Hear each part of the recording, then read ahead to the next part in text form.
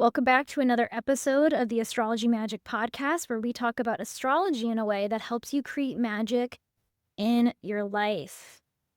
And today, I am your astrologer, Rachel Veratimos. We're going to be talking about the full moon in Capricorn. It's happening July 10th, 2025 at 4:36 p.m. Eastern Daylight Time. And I wanted to start off talking about this full moon by talking about the Sabian symbol. So every single degree in astrology has a certain meaning to it. And this full moon is happening at 18 degrees Capricorn. So we're going to round up to Capricorn 19 and look at that Sabian symbol to give us some information. So this full moon is a child of about 5 carrying a huge shopping bag filled with groceries. Don't ask me why the child is 5, but it is. It says this image represents the theme of early responsibility and the burdens that can come with it. It suggests a scenario where someone, despite their youth or inexperience, is tasked with duties beyond their years. This can reflect situations where individuals are expected to take on significant responsibilities, often out of necessity or due to the absence of others to fulfill these roles. This symbol emphasizes the importance of recognizing one's limits and the need for balance between duty and personal well-being. Man, I kind of talked about this in the energy report that I put out for this week on Wednesday when we had all these squares to the Capricorn moon, and how this week really feels introspective to me and how it's really about we're shifting as a society in how we take action. We're shifting in how we go about our day-to-day, how we're of service, just like it's like everything in the day-to-day is shifting, basically. That's why Virgo is on the South Node. The South Node is what we're shedding, and Virgo represents our day-to-day. And also Aries, Saturn is in Aries, but in the weekly energy report that I did, I talked about the difference between discipline and devotion. We have been a very disciplined society. And I believe we've gotten here because of, we'll call it the patriarchy. We used to have a matriarchy back in the day. Now we swung to the other extreme, the patriarchy. Because we've leaned so deep into this masculine energy, we've gone to the wounded masculine, and we've gotten detached from our hearts, from our soul. That's what Cancer and the moon really represent, is it's deeper than just our ancestry and our past and our emotional well-being. Cancer is our soul. The moon in your birth chart is your soul. We have lost soul because we've been so obsessed with more, with creating excess, with being disciplined about creating excess. You know, people work at a 9-to-5 job that they're miserable at their whole life, all for the promise of having excessive money at the end of their life and doing nothing. So they stay disciplined their whole life and waste their whole life away, only to build an excess of money so they can feel fake safe and have fake freedom when they're older. Because who's going to be living life to the same extent in your 70s and 80s as you would have in your 30s and 20s? Please make it make sense. Basically, what's being illuminated is all this shadow stuff. As a collective, as a society we've created, the shadow is the excess. We had the Industrial Revolution. It was great, but it led to excess.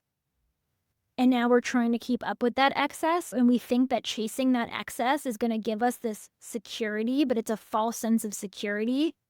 And it's why people are very miserable, because they're disciplined.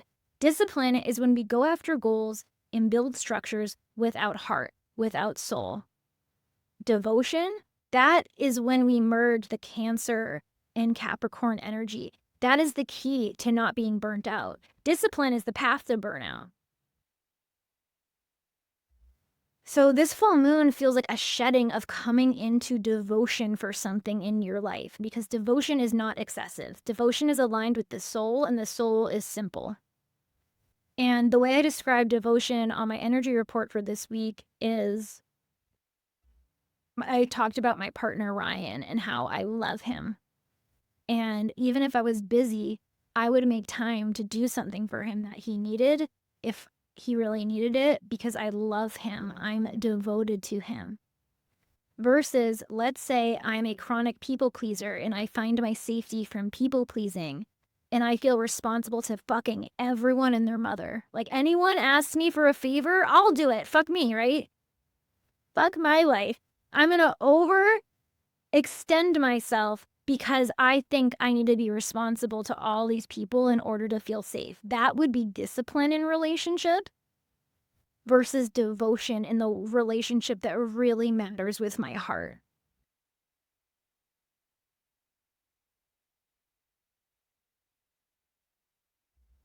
Mars is coming to conjunct the South Node in Virgo this month, and it's getting close at this full moon.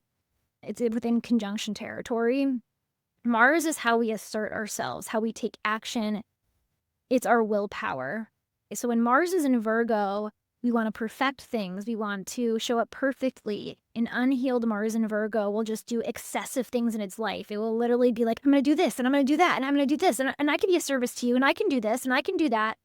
Because it feels like it needs to be a servant. It needs to like overextend its service. It's the sign associated with slavery in order to be worthy, in order to be good enough, in order to be helpful.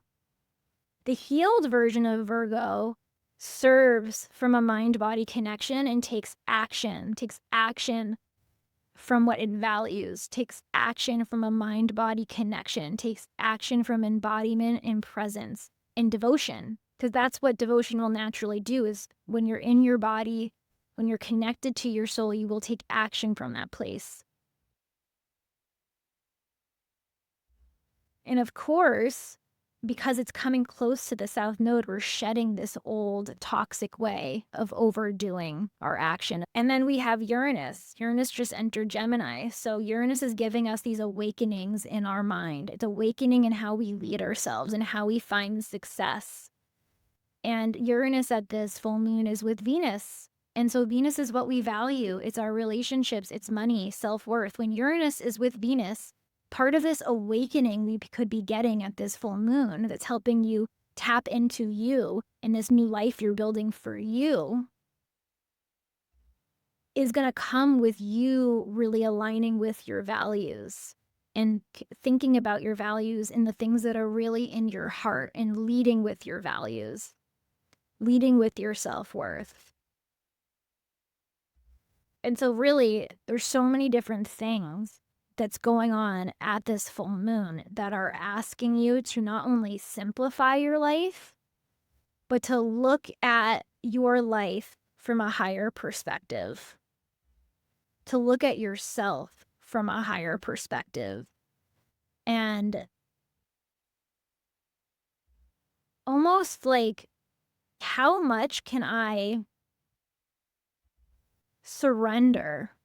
How deeply can I surrender into my heart, into my body, into my presence?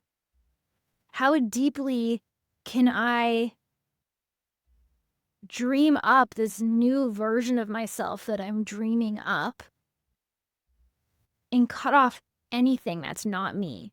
I have to feel for it. It's a feeling, talking in logical words, but it's a feeling. It's not going to come mentally. So maybe that's a practice I'll invite for this full moon. But really do what resonates with you. Uranus is in Gemini now. This is not a time to just listen to teachers and take them at face value. This is a time to tap into your own sovereignty and your own way of thinking and what feels right for you. So do this if it aligns with you. But if everything I'm saying just feels like bullshit and you don't want to listen to me, we're really in a time when no one's your authority. You're your authority. So what I would do is I would get really present in my body, and I would make a list of the things that I have going on in my life, and I would sit with each thing and see whether my body expands or contracts around it. I recently did this where I've been using Kajabi for such a long time, and I don't even use it for the things that I pay money. Like, I don't collect money through Kajabi. I collect money through Square and Calendly. And I was only using Kajabi for landing pages and my email lists. I was paying $200 a month, and I was just doing it because everyone else was doing it. But it was this excessive payment I was making. And I'm on Substack now, and I'm loving Substack. I haven't found a platform that I have felt more aligned with than Substack. And I can host my email list for free on there. I can host my podcast for free, so now I don't have to pay my podcasting platform. And I feel the best on Substack. I simplified. I have one place to look. Everything's on there. And not only do I not pay for it, but I get paid by people who become a paid subscriber, and I have gotten paid. I've gotten paid subscribers. So I let go of Kajabi because I'm spending all this money. What? Because society, a lot of people who have businesses have Kajabi, and that's the only reason I kept it. I let go of the excess. I let go of what would make me seem professional or responsible Capricorn, like I'm some sort of cool authority who's got Kajabi, like I'm a cool girl. And I shut it all away, and now I feel so good. I feel like I have a platform that not only builds my email list, not only hosts my podcast and saves me money, but I'm making money off of it, and I can sell my products through it. Like,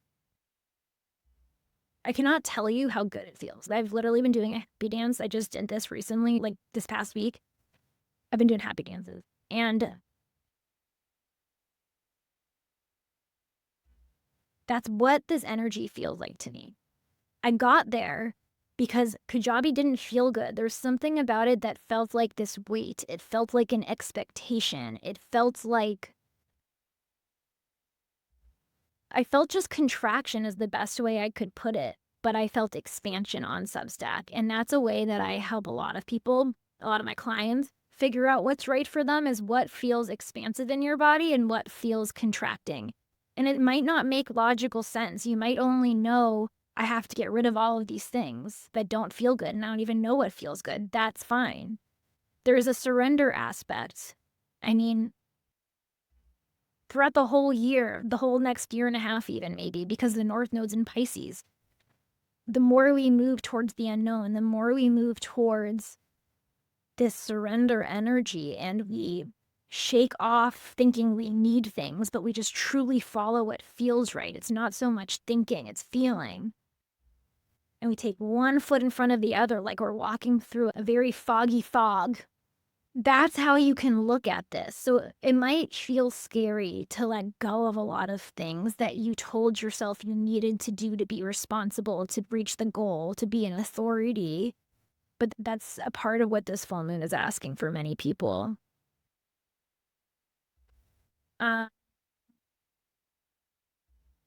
yeah, that's what I wanted to share on the full moon in Capricorn. It's a karmic ending to over responsibility and an ask to come into devotion in your life. And if you don't know what that is, that's okay. It's one foot in front of the other. I have a ChatGPT prompt for my paid subscribers. All you have to do is click the article down in the show notes of this podcast below. It will take you to an article that talks about everything I talked about in this full moon. And then at the bottom, my paid subscribers can get access to a ChatGPT prompt. You just fill in your rising sign and you'll get a whole reading for this full moon, specifically based on you and your rising sign. Okay, I will see you on the next episode.